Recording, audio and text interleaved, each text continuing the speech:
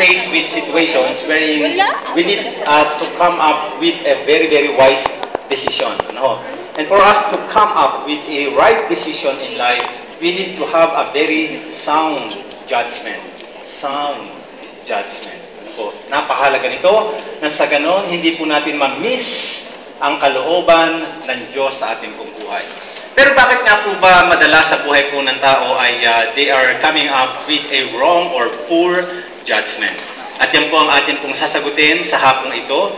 I have entitled this message, Judgment Without Understanding.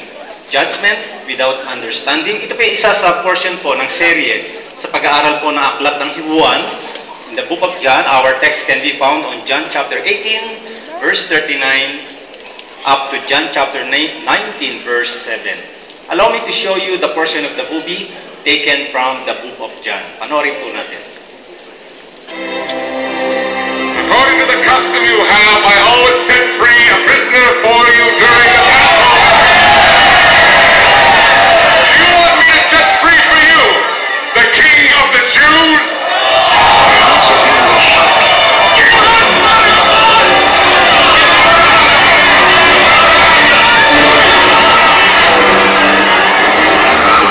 Was abandoned.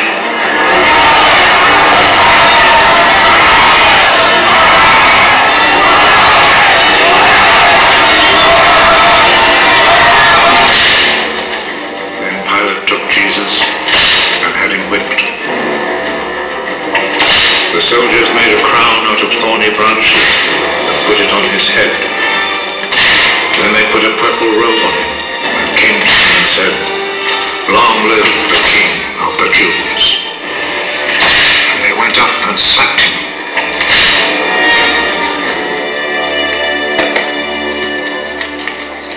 Pilate went back out once more and said to the crowd,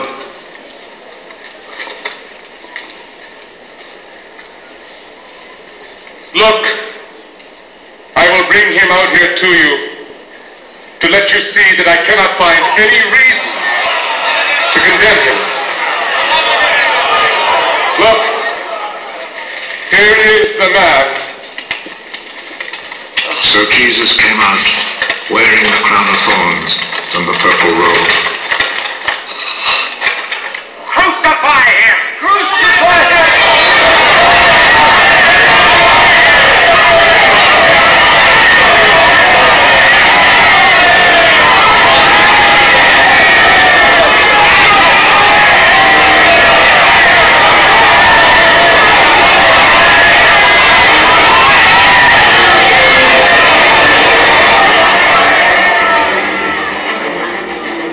You take him then and crucify him. I find no reason to condemn him. We have a law that says he ought to die because he claimed to be the Son of God. Let us bow our heads and let us pray. Father, we do thank you for giving us an opportunity to come together and meditate upon your word. Find favor in blessing us. And this all we pray in Jesus' name. Amen. Palakpakan po muna natin ang Panginoon. Well, I suppose all of us are familiar with this passage. Under this passage, the Jewish people, headed by the Jewish priests and Jewish elders, they found Jesus guilty of the sin of blasphemy, ng pamusong o pag-alipusta sa Diyos. Kung kaya po dinala nila ang ating Panginoong Jesus kay Pontius Pilate, nang sa ganoon siya po ay makondemn to death. But Pontius Pilate did not find any basis to condemn Jesus to death. And so what Pilate did, he talked to the Jewish leaders back and sought to release Jesus. And so he tried to bargain with the Jewish leaders for the release of the Lord Jesus Christ. At dahil po ito po ay isang kostumbre sa panahon po ng Passover feast, na ang isang governor na si Pontius Pilate ay magpapakawala po ng isang bilanggo for the pleasure of the Jewish people. So he asked them if they were willing to release the Lord Jesus Christ. At medyo parang nabigla po si sinasupresa po si Pontius Pilate sapagkat ang ginusto ng mga taong ito ay si Barabbas. Or Barabbas. Ano po? Nasupresa po siya sapagkat si Barabbas po, according to his track records, siya po ay isang robber, siya po ay isa pong notorious prisoner, an insurrectionist, and a murderer. Nandito po ang mga cross-references. Ano po? Now, sino nga ba ang makakagusto na itong si Barabbas ang palayain at hindi po ang ating pong Panginoong Jesus? Incredible as it seems, the crowd asked for Barabbas. And so, Pontius Pilate tried a new approach and he had Jesus flogged to change their decisions. Perhaps, kapag ang ating pong Panginoong Jesus po ay siguro hagupitin, bugbugin, baka magbago na at maawa po itong mga Jewish people na ito. At ang ginamit po sa kanya, according sa mga Bible commentaries, yung pong scourge was a leather whip, knotted and weighted with pieces of metal. At sa panahon na yon, bihira daw po yung mga prisoners na nakakasurvive pagka po hinagupit po noon. And aside from that, ito pong mga soldiers, they twisted together a crown of thorns and put it on his head. And they clothed him in a purple robe and went up to him again and again saying, "Hail, King of the Jews." Tinutuya po siya, and they struck him in the face. Siya po sinusuntok, sinasampiga, si Jesus po, he was subjected to such cruelty. And for the third time around, si Pilate po, he went out to face the people, this time bringing the Lord Jesus Christ. Hoping, perhaps, that the sight of this scourged and humiliated prisoner would get some pity in their hearts. Para bang sinasabi ni Pontius Pilate, ito na itong taong ito, nahirapan na ito, bugsarang na ito. Siguro naman enough na yan. Doon po sa kanyang nagawang kasalanan. But the people shouted back and they said, "Crucify him! Crucify him!" Ibig sabihin, hindi pa rin nagbago ang kanilang desisyon na ang ating Panginoong Jesus ay mamatay. Siya po ipako po sa krus. Kaya po somehow, that was a good attempt on the part of Pontius Pilate na mapalaya na ang Panginoon, pero naging unfavorable pa sapagkat pagkatapos niya hagupitin, pagkatapos niyang pahirapan, hindi nagbago, so siya po ay magpapasampa rin ng krus. Talaga sobra-sobra hirap na po yung dinanas ng ating pong Panginoon. And then, ang sabi po ni Pontius Pilate, again he announced that he found no fault in him. Wala akong nakikitang kasalanan sa taong ito. But the Jewish leaders replied in John chapter 19 verse 7, the Jews insisted, "We have a law." Meron kaming batas. And according to that law, he must die because he claimed to be the Son of God. Now, madalas po sa buhay po ng tao, in coming up with judgment as to whether what is right and what is wrong, madalas po nagkakamali po ang tao. At bakit po nagkakamali? Ito po ang unang dahilan. Because, number one, we are easily led by the majority despite being unreasonable. Led by majority. Perhaps, siguro naman po, sa panahon po ng ating Panginoon, nung nakita na siya pong pinahirapan, binugbog, somehow, siguro, meron din naman sigurong naawa po sa kanya. Di ba? Sapagkat tayo nga ho, binabasa lang po natin, napapanood lang naman natin sa pelikula. Tayo ho, naaawa, tayo po nahahabag. Di ba? Di lalo na kung tayo po naroroon sa panahon na yon. Meron sigurong naaawa, hindi lang makapagsalita. Because of the majority. Sa panahon ho natin, ilagay man natin sa ating panahon, meron isang tao at nagsabing siya anak ng Diyos. Maraming napikon, maraming nainis, sinuntok siya, binugbog siya. Gapang na sa hirap yung tao. Siguro naman, tama na yan, sapat na yan. Sinasabi lang naman niyang siya anak ng Diyos. Pero dahil po merong sumisimpatya, pero ang nagsasabi ay mas marami na siya ipako po sa krus, yung iba pinanahimik na lang at sumabay na lamang po sa agos. So, meron pong isang Latin maxim that tells us, vox populi Vox Dei, which means the voice of the people is the voice of God. But you know, this maxim is not absolutely correct all the time. And so we have to be very, very careful with the trend of majority. Hindi po kung ano po yung uso, yung po gagawin po natin. Hindi po kung ano yung in, ano po, susundin po natin. At madalas, ito po ang problema ng ating pong lipunan. No? Para hindi ka ma-out of place, ano po, you have to follow the trend. At kapag hindi ka sumunod, parang ikaw ang mali. Again, I tell you, hindi po ibig sabihin na ikaw ay minority, kasama tayo sa minority, ay mali po tayo. Kaya sinasabi ko po sa mga estudyante, no? Hindi po ibig sabihin na ikaw na lang ang hindi naninigarilyo. Yung mga kasama mo ang tama at ikaw ang mali. Sa mga kalalakihan, hindi kung ikaw na lang ang hindi nang bababae at hindi nagiinom sa inyong lugar. Hindi po ibig sabihin na ikaw na lang, ikaw ang mali at sila po ay tama. Maaaring marami sila, pero huwag kang mangamba. In fact, maluang ang daan tungo sa kapahamakan. At marami ang nakakatagpo po noon. Majority ang nakakatagpo po noon. At makitid ang daan tungo sa buhay, at minority po ang nakakatagpo noon. And so ano po ang itinuturo po ng passage na ito? We are taught by this passage to use our reason, and once we determine what is right and what is wrong, then wag mo tayong matakot. Do not be afraid to stand for the right, because one day ito po ang siyang mamamayani. Ang sabi po ni William Jennings Bryan, ang sabi po niya, never be afraid to stand with the minority which is right. Huwag ka matakot na tumayo sa katotohanan, sa tama, kahit ikaw ay nasa minority. For the minority which is right will one day be the majority. Always be afraid to stand with the majority. Always be afraid to stand with the majority which is wrong. For the majority which is wrong will one day be the minority.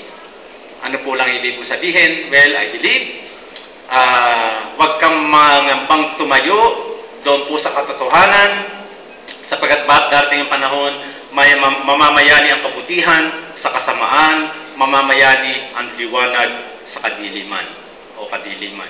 And in fact, ano po, hindi naman kailangan nating marami for us to be the majority.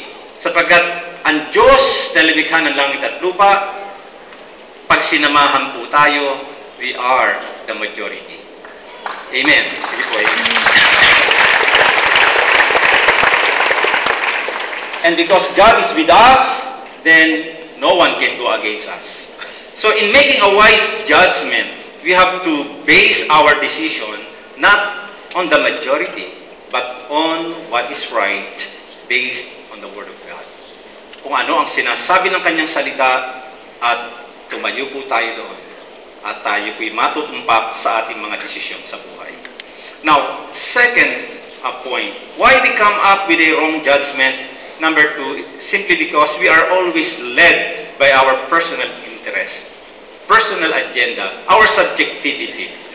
Once we are led by our personal interest, we will always come up with a wrong judgment. To the extent of abusing our right, using even the legal means, and circumventing the law. In fact, ang sabi po ng mga Jewish leaders, John chapter 19 verse 7, the Jews insisted, we have a law, meron kaming batas. Meron silang basis sa kanilang judgment.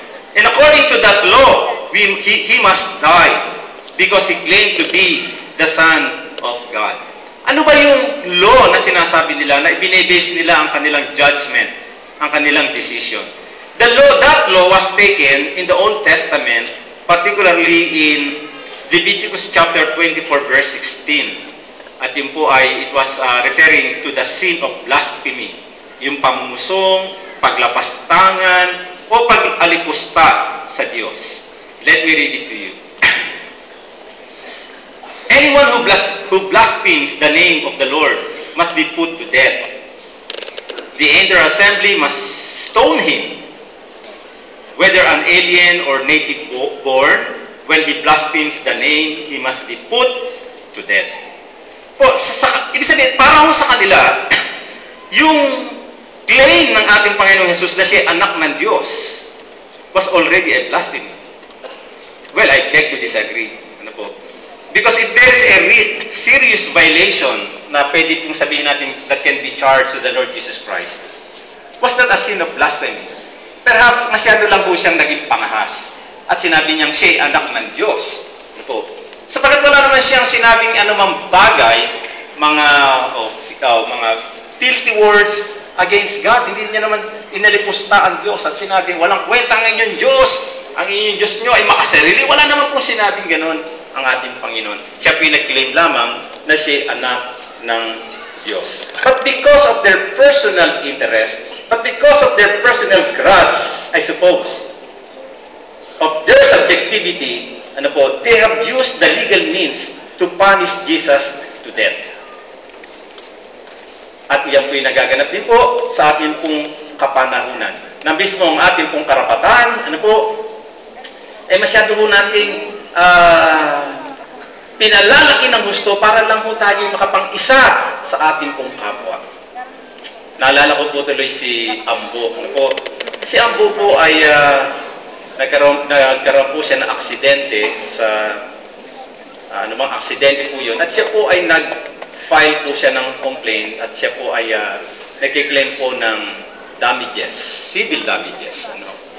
Dahil po sa injuries na kanyang nasustain because of the accident. Nung siya po ay nasa courtroom, meron pong direct examinations, meron pong cross-examinations. So here comes the direct examinations. Sabi ng abogado ni Ambo, for this honorable court to appreciate or to realize the degree of the injuries that you sustain because of the accident, you may please rise and walk. Sabi ng ganun po ng abogado. At si Ambo po ay dahan-dahan po siyang tumayo, hirap na hirap po siya, Grabe yung injuries. Yung sabihin, pinakita niya, hindi na siya kaya magtrabaho, may malaki bayad po noon. So, hirap na hirap po siya. Siya po ay talaga namang hirap na hirap. At siya po ay bumalik po doon sa Silya. Sinalo na po siya na abogado. Grabe ho, At siya po ay inupo. That's all, Your Honor. So, mabigat po pala yung injuries. So, ito po yung abogado ng kabila. At ang sabi po, cross-examinations, for this honorable court to realize the difference before and after the accident. Sabi niya gano'n. Could you please rise and walk the way you walked before the accident? Aba, siya po ay tumayo agad, at siya nagpakita ang gila, siya nagtatalon, Ayan. That's all, Your Honor, sabi po ng abogado po ng kabila. Alam po ninyo, madalas, because of our personal interest, madalas, if we are even using the legal means, using the law, circumventing it, para lang pong ma-serve ang ating pong personal interest. At sa ibang pagkakataon, ito po yung nangyayari sa ating pong buhay.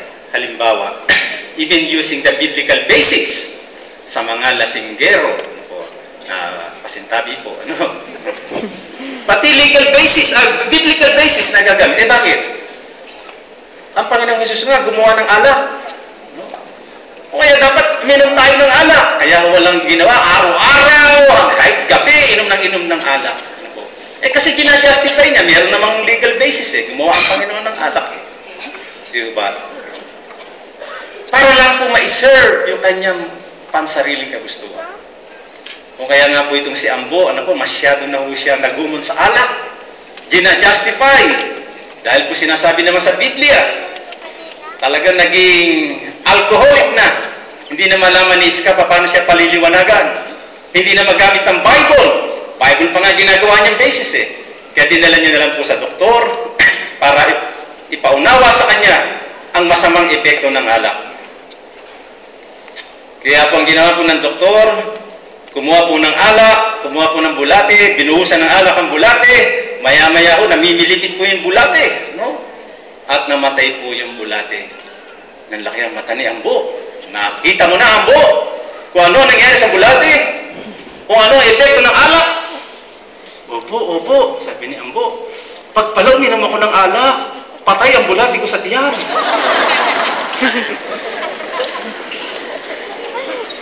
Kapag po prompted by personal interest, ano po, nagkakamali po sa judgment ang tao. Kitang-kita na, nagkakamali pa, sumasablay pa ng judgment. Ano po? If we are always pushed and prompted by our subjectivity, personal agenda, personal interest, lagi ko tayo magka-come up sa maling paghatol. Kung kaya naman, ano po, sa mga kalalakihan ng tahanan, hindi po dahil sa sinasabi po ng Biblia na kayo ang ama ng tahanan, ang lalaki, at dapat mag-submit ang mga babae, na talaga naman biblical, ano po, pwede na natin gawin ang lahat, not even considering their feelings. Tayo ang masusunod, tayo ang hari. At nalimutan po natin dapat gawin, hindi naman natin reyna, atin po mga asasawang mga babae. At sa mga tatay ng tahanan, bagamat tayo ang dapat masunod, hindi po lahat ay gagawin na natin sa ating po mga anak, not even considering the feelings of our children, their insecurities, their fears in life. Ano po? Kaya po minsan ito pong si Ambo, ano po, medyo marami akong baon ngayon. Masyado siya takot na takot sa kanyang tatay. Napakalupit ho ng kanyang ama. Kaya sa kanya sinisigurado ang lahat ng kanyang hakbang, hindi siya magkakamali. Isang araw siya inutusan ng kanyang tatay, sapagkat siya'y kumakain, Ambo, ibili mo nga ako ng soft drinks. Ay, opo tatay, lalakad na po siya. Tatay, sabi niya gano'n, sa bote po ba o sa inkan? Naninigurado lang naman eh. Sa bote na lang, sige, ibili mo ako. Sige po tatay. Tatay, malamig po ba o hindi? Naninigurado eh. Kung Ambo ka, nawawalan ako ng gana tuloy sa pagkain. Sige, di bali na lang. Sabi niya gano'n. Ikaw mo na lang ako ng tubig. Opo, tatay. Tatay, mineral po ba o tap water? Napakahina ng kokote mo. Sabi mo, kailan ba tayo uminom ng mineral water? Siyempre, ay, ng tap water, mineral water. Opo, tatay. Opo, sabi niya, opo, sige na po. Tatay, malamig po ba o hindi? Siyempre, naninigurado, takot na takot tuloy yung bata. Kaya sabi ho ng tatay, talagang napakahina ng kukote mo, sabi niya gano'n. Pag hindi mo dinamit ang kukote mo, hahambalusin kita ng walis. Tatay, tampo po ba o tintin?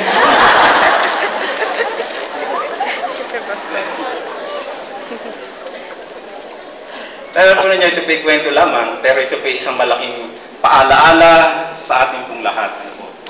Na we can possibly abuse even our rights, our authority, kapag tayo po ay we are always prompted by our personal grudges, interest, and subjectivity. But once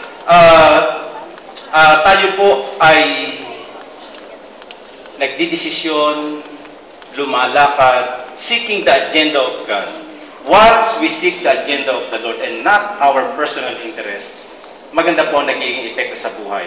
Ang buhay po ay umaayos, hindi po sumasama, hindi po nagkakaroon ng mga biktima sa ating mga maling desisyon sa buhay. And justice is properly served. Amen. Amen. Sige po, palakpakan natin.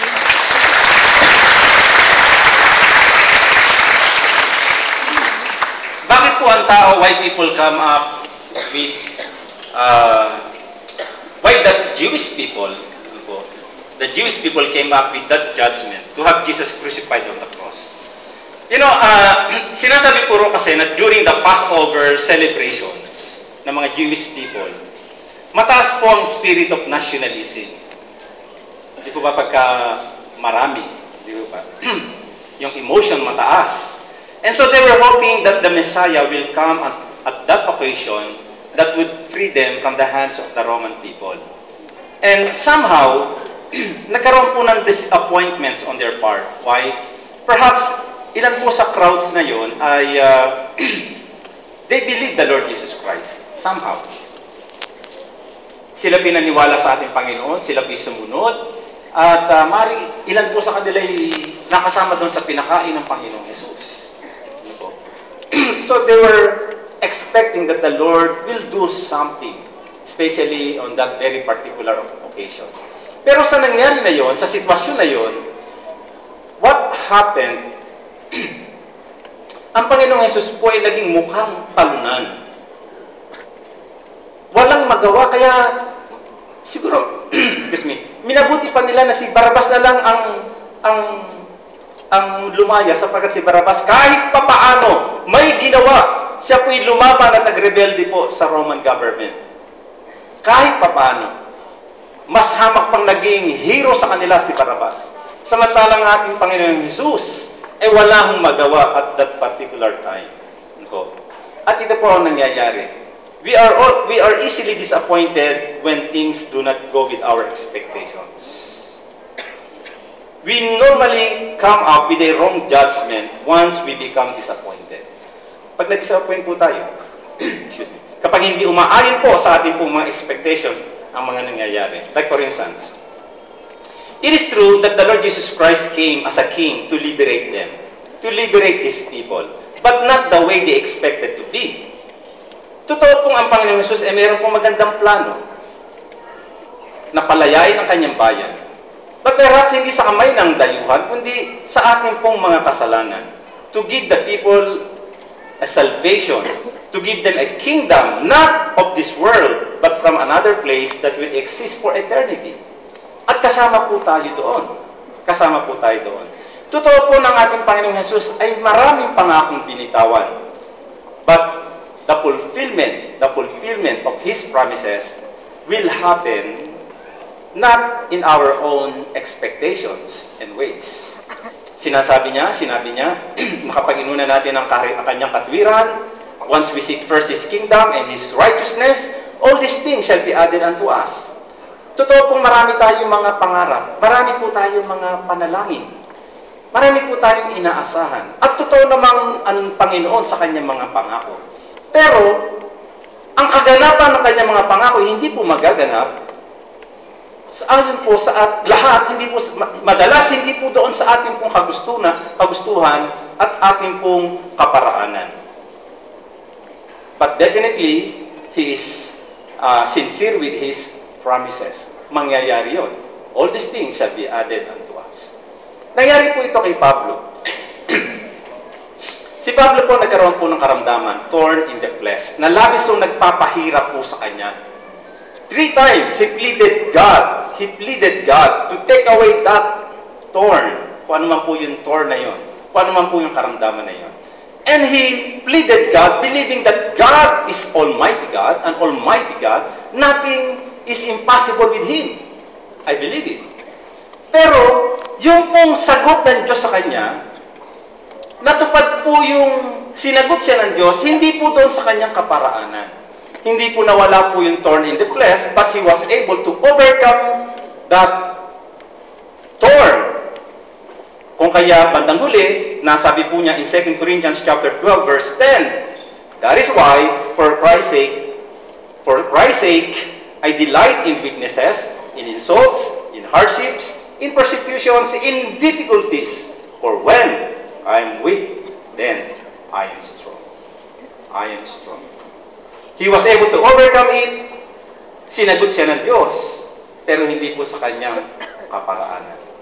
At madalas sa buhay po natin, we will always come up with a wrong judgment kapag lagi pong doon po sa ating inaasahan lagi ang sagot ng Diyos. Para hindi po tayo magkamali, I'm giving 2 tips. Ano po, 2 tips for us to come up with the right judgment. First, let us learn to see the big picture. Bago ka magbigay ng judgment, try to look at it. Ano po? Try to look the big picture, ang buong larawan. I'm giving you an example. Halimbawa, binigyan ko po kayo ng ganitong larawan. Sino po siya? May makakahula ho ba? Si Mang Ambo. Baka nga. So, siyempre, ang hirap magbigay agad ng ganyan judgment, di ba? Kung sino yan. Pero siguro kung aking dadagdagan, baka po mahulaan na natin. Ayan. Sino ho siya? So, siyempre, ang hirap talaga. Ano po? Maliit na portion pa lamang ang larawan na yan. Kung dadagdagan pa natin, siguro baka May Mickey Mouse. malili... Ano? Sino? Si Bugs Bunny? Mickey Mouse. Mickey Mouse? Mickey Mouse? Ano? Pustahan kayo? Oo nga, Mickey Mouse? Medyo lumalapit na siguro, Oo, no? kasi Minnie Mouse. Dagdagan pa natin. Yan. Ha? Mickey Mouse nga. Ano yan? Dagdagan pa natin. Ayun. At pag dinagdagan pa, yun, si Mickey Mouse na nga siguro yan. Ano po? Sige, pakita mo na. Biro mo, wala na tayo itatago. Siguro naman, pagka ganyan, kitang-kita mo na, at sinabi mo pa si Bugs Bunny. Naku, wala na. Ano po? Talagang very poor na ang ating judgment. But what I'm trying to drive at, kapag nakita na po natin ang buong larawan, 100 siguro naman, 99.99, we could come up with the right judgment. The same in understanding the ways of the Lord. Kung matututunan lang natin mapaghintay, at makikita natin ang buong larawan, hindi tayo magkakamali. Meron pong there was a man, together with his household. They lived in the northern frontiers of China. Frontiers means the border. And across the border were the nomads, meaning the wandering people. Pag-alagala lang yon, they have no shelters, they have no orders or rules obeyed, and they just exist by taking anything belonging to anyone. Isang araw, yung pong itong pamilya na ito, their fine horse, isang magandang kabayo, without any reason at all, it ran away at siya pinagpunta po doon sa mga nomads. Yung pong fine horse, sa kanilang kapanahonan, it is comparable with a new or with a brand new car. Why? Because ito po ang means ng transportation during their time. Now, dahil nakawala po yung kanilang kabayo, lapitan po yung kanilang mga kapitbahay to console him. Kawawa naman kayo, nawalan kayo ng kabayo. But the man answered and he said, "What makes you sure that that is not a blessing? What makes you sure this is not a blessing?" And true enough, alam po ninyo, after few days, yung kanilang magandang kabayo ay bumalik. At may kasama pang magagandang kabayo. Several splendid nomad horses. At tuwan-tuwa po yung pamilya at nakumbinsi nga yung kanilang mga kapitbahay. Oo nga, naging pagpapala pa. At alam po ninyo, isang araw, yung kanilang magandang kabayo na yon ay sinakyan po nung anak, yung batang anak, sumakay po doon, nahulog sa kabayo. Nabali po yung hips at nalumpo po yung anak na bata. Lapitan na naman yung neighborhood at sabi, kawawa naman kayo. Ganyan. So they were consoling him. Pero ang sagot po ng mama, "What makes you sure this is not a blessing?" So lagi po siyang nakatingin po doon sa buong larawan, sa magandang plano po ng Diyos. And after many years, what happened? These nomads, itong mga tao nito, wandering people, sila po ay, they tried to cross over to invade their places, or their place. Kaya po yung mga able-bodied men of these Chinese people, they were forced to defend their place. And you know what happened? 9 out of 10 able-bodied men died in the battle. Marami pong mga namatay. At dahil po yung kanyang anak was a lame, hindi po siya nag-participate po doon sa battle, siya po ay na-spare. So siya po ay buhay. Bagamit may kapansanan, buhay naman ang kanyang anak. And indeed, it was a blessing to their family. And so what is now the point? Ano po? If we look at the big picture, maging sa ating pong buhay, kapag tinignan po natin ating mga nakaraan, ang ating mga disappointments, ang ating mga failures, at tinignan natin ang buong larawan, makikita po natin, ito nga ay pagpapala ng Diyos. And I have a personal testimony regarding this. Ano po? Ako po ay minsan din pong nangarap po ng matayog na pangarap. Sapagat po kami ay galing din naman sa mahirap na pamilya. So without any single sense from my family, sinikap po makapagtapos ng pag-aaral sa kolehiyo. Pagkatapos po makatapos ng kolehiyo, ano po, ako po ay worker na rin po ng church that time. Somebody approached me and encouraged me to pursue further study. And you know, I grabbed the opportunity. Nag-aaral po ako sa College of Law. Ano po, and it took me 5 years to finish my law. Natapos ko po ito. And then, sabi ko, here comes the bar examinations. Abutin ko na, pipitasin ko na lang po ang katuparan ng aking pong pangarap. But you know, during that time, ang dami pong mga circumstances na nangyayari. During my review, bumaha po doon sa Imus. Tapos po, few days before my examinations, yung bunso kong kapatid, nag-text, siya po'y na-dengue. No. At humingi ng tulong, baka hindi ko na siya abutin po ng buhay. 2 days before my exam, ano po, ako po'y lumabas mula doon sa akin pong pinagre-reviewhan, nag-donate po ako ng dugo. Ano po. Nevertheless, I took it as a challenge. Sabi ko, siguro, magandang patototo kapag nangyari yung aking katuparan ng aking pangarap. Ano po, na maging ganap na akong isang abogado. And you know what happened? I flunked the bar examinations. Hindi po ako naging abogado. Ano po. Though mayroon pa po akong chance. Ano po. But nevertheless, I was seeking the will of the Lord. Ano po ba ang buong larawan? Ano po ba ang layunin ng Panginoon? At that was the revealing moment for me. At nakita ko po na pinakita ng Panginoon that the path, the directions of God for me is not lawyering, but pastoring. Kaya po kinarito ngayon at ginagamit sa pangangaral ng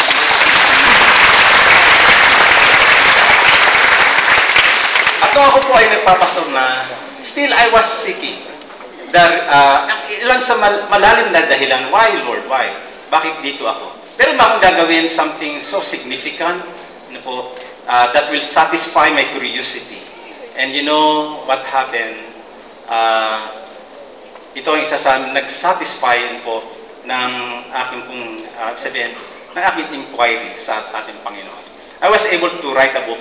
Perhaps marami po sa inyo nagkaroon na po ng librong ito ng Sinambo at Iska sa mga kwentong nagkakwenta na po yung volume 1. At ako I was so blessed kapag nakakarinig po ako ng mga kwento na meron pong nakakakilala sa Panginoon using this book as a springboard na nakakilala po sa ating pong Panginoon. Sabi ko, purihin ng Panginoon talagang, siguro kung ako po'y naging abogado, baka hindi ko na isulat ang aklat na ito. Baka naisulat ko mga law books. Hindi ko bibigyan ng panahon ito. Kaya po, somehow, yun po ang nagsasatisfy po ng aking pong fulfillment. At there was an impression for me, no, I believe, from the Lord, na tayo pong mga Kristiyano, I believe, malaki ang ating pong magagawa sa ating pong kapanahunan para po sa pag-angat ng ating pong bansa. At ang mga nagmamahal sa Diyos, I believe, nagmamahal sa ating bansa. Amen po ba? Because when the Bible tells us, for God so loved the world refers to the people. And for a nation to be considered as a nation, kailangan po meron 3 elements. There must be a government, there must be a territory, there must be people. Kung kaya po, if we love God, we cannot help but love our nation. We cannot help but love our people. At ako pinaniniwala na kapag ang ating pong bansa ay umangat, yumaman ang ating pong bansa, wala nang pinakamasarap na lugar na pwedeng tirahan ng tao sa balat ng lupa kundi ang bansang Pilipinas. Amen ba doon? Amen! At malaki po ang ating pong magagawa bilang mga Kristiyano kung tayo po ay magliliwanag at hindi lang mananatili in the 4 corners of our buildings. And God prompted me to write this book, the volume 2. Ano po? With there is a touch of nationalism. You know?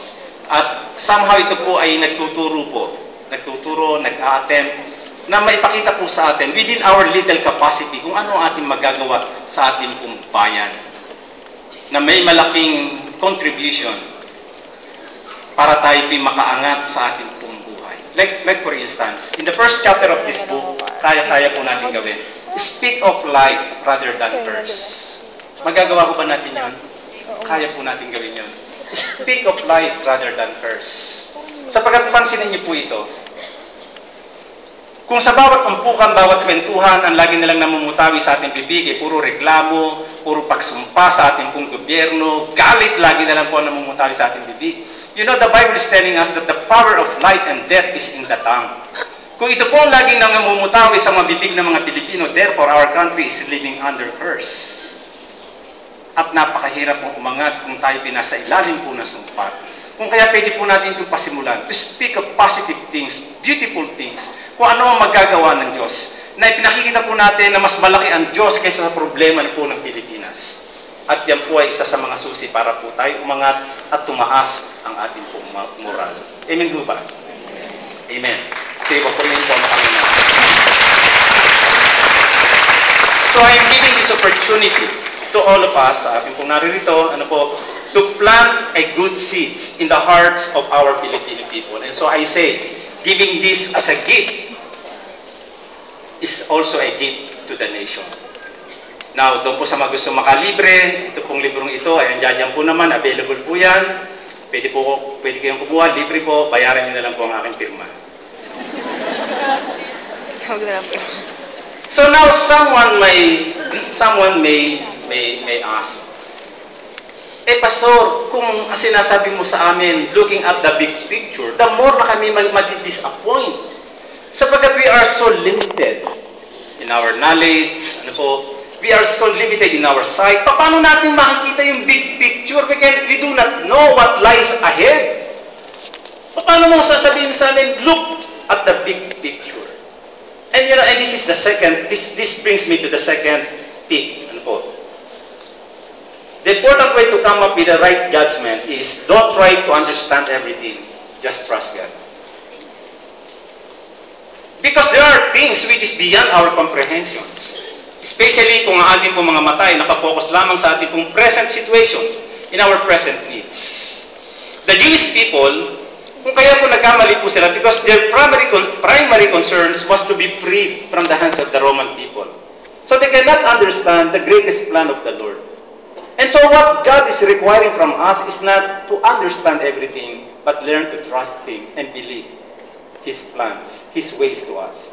Because in Isaiah chapter 55 verse 9, the Bible is telling us, as the heavens are higher than the earth, so are my ways higher than your ways, and my thoughts than your thoughts. His thoughts are higher than our thoughts. His ways are higher than our ways. Napakataas ng kaisipan ng Diyos. Paano ho natin makukomprehend ho yun? Hindi ho talaga po natin kaya. Sa totoo lang. Hindi ba?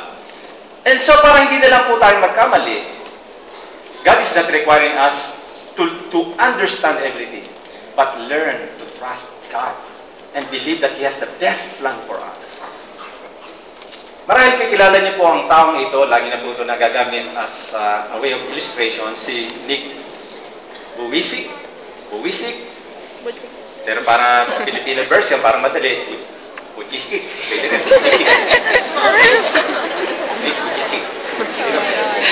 Buwisik. No, ito po yung pinanganak, according to his testimony. Alam po niyo, hindi maintindihan ng kanyang magulang bakit pinanganak siya na ganito. No arms and no legs. And for the first few months, yung pong kanyang nanay, hindi ko siya mahawakan. Hindi malaman kung po natatakot, nadidire, bakit ganun ang kanyang anak? Napakahirap yung intindihin po niyan sa isang magulang. Bakit naman, Panginoon, binigyan mo kami ng anak, bakit ganito?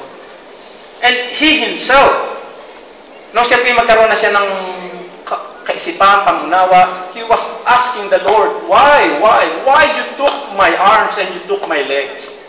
He was asking the Lord, why? Hindi niya maintindihan. Hindi niya mailagay sa kanyang kaisipan ng lahat. But when he learned to trust the Lord, and then nakita niya magandang plano ng Diyos sa kanyang buhay.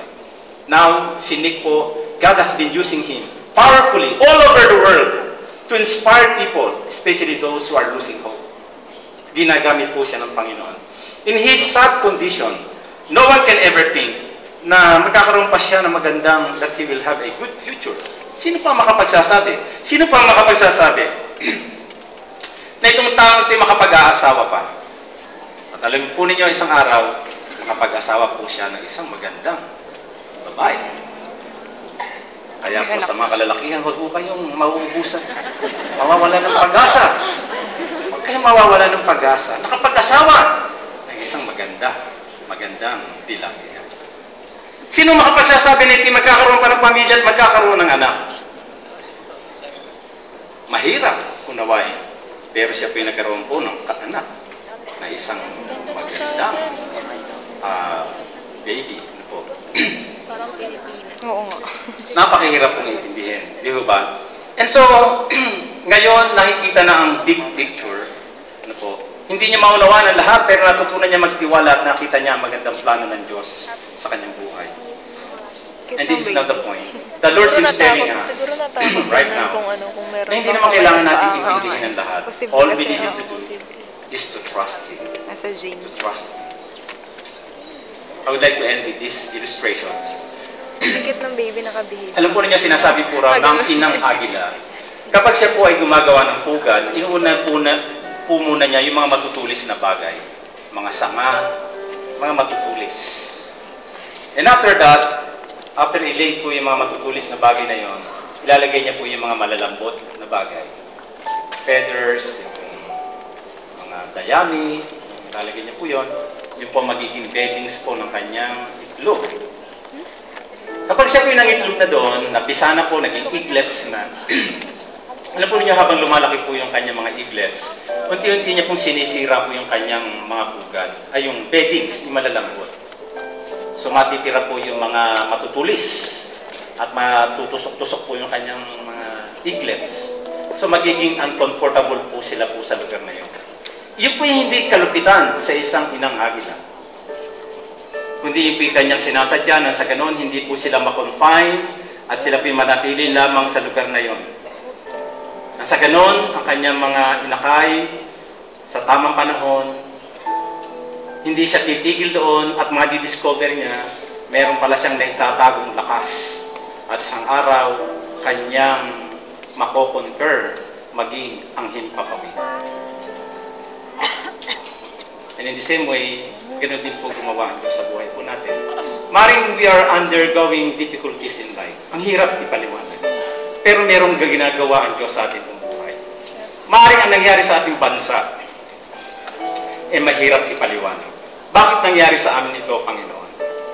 Bakit nga naman sa dami-dami ng bansa, sa Pilipinas pa dumapo ang Yolanda, bakit hindi na lang sa Saudi Arabia?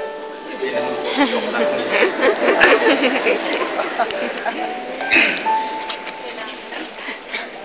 Ang hirap unawain. Ang hirap unawain. But rest assured, magtiwala po tayo sa ating Panginoon. Meron siyang magandang gagawin sa bansang Pilipinas.